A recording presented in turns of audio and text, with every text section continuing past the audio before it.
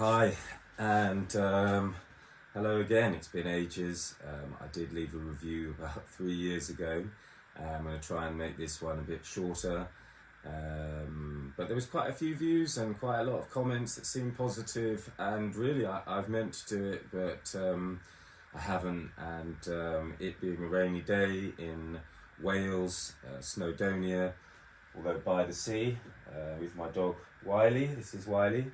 There you go. I thought I'd do some of the rather extensive boots that I own, and I'm going to start off with a pair of Dana, an American brand that a lot of people will be familiar with in the US and perhaps not so much in the UK or Europe, but a brand that I like. And have a few pairs of different ones, but today I'm going to look at the Mountain 600, which is, I think, one of their most popular boots. It's essentially a trainer, or we call that over here, the other side of the pond, or to the Americans, a sneaker, but it's essentially a sneaker trainer mountain boot. And yeah, they're super popular. This probably is the original colour that they've gone for, the red sole with the brown suede, but they do them in all flavours. And they often have them on sale. Well, they do quite a few sales.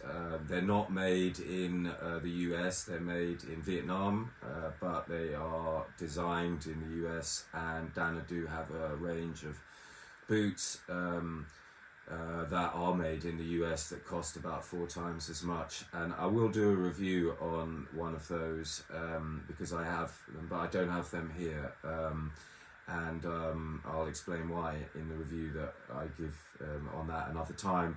But for today anyway, focusing on the Mountain 600, this is a boot that I've worn quite a lot here in Wales. Wales, known for wet, windy, wild walks, a lot of W's in Wales, yeah, my initial impression of these boots was I like the look of them, and that's probably where I went wrong, and that's probably where you'll go wrong with nearly any boot that you buy. The more you like the look of it, the less likely it's probably good. I didn't like the funky red laces. It was a little bit too red on red, and so I switched them out for some other ones. I could have waited until those had worn out and switched them, but honestly I think the boot would have worn out by that time. This is not a boot that was designed to take you very far. And I think that's an inherent problem with probably sneaker mountain boots. Yeah, you get the comfort, you get the lightness. I can weigh one of these boots. I can't promise you that it's going to be in a format. It's in pounds and ounces. There you go. It's 1 pound for 4 ounces. 4.8, so 1 pound 5 ounces kind of thing is what it's saying. We can switch that to grams. Oh, that's probably not do milliliters. There we go. We've got grams, and in grams it comes out at 590. So, you know, like shy of half a kilo. So a pair of these on your feet. They're light. They're light boots. They feel like a pair of Nike Air Jordans or Air Max or whatever. That's where they're in that range of. And yeah, they're really comfy. And they say they're waterproof. They come with this Dana Dry, but from my experience, they're not waterproof. They leak like a pair of Plimsolls. And I did a walk the other day. Went up a nearby sort of hill near where the source of the River Wye comes from. It was absolutely tipping it down, and these couldn't handle it. They couldn't handle the long grass. The long grass was, dropping water off all up in here. This gusset around the tongue, I'll show you it, and you can see that it's got a little gusset, and this liner that's in it, the Dana Dry, their own thing, fills the inside. I've got an insole in there, but if I take it out, you can see that the liner fills the whole of the inside of the boot. It doesn't go up to here or here, it's just below the ankle. But you know, on a non-wet day, they wouldn't leak. Yeah. But on a wet day they will, and so then you wonder why you'd want a boot with Gore-Tex or Dana Dry in it, because you're just going to get hotter, sweatier feet, and if it can't be protective during the rain, then what's the point?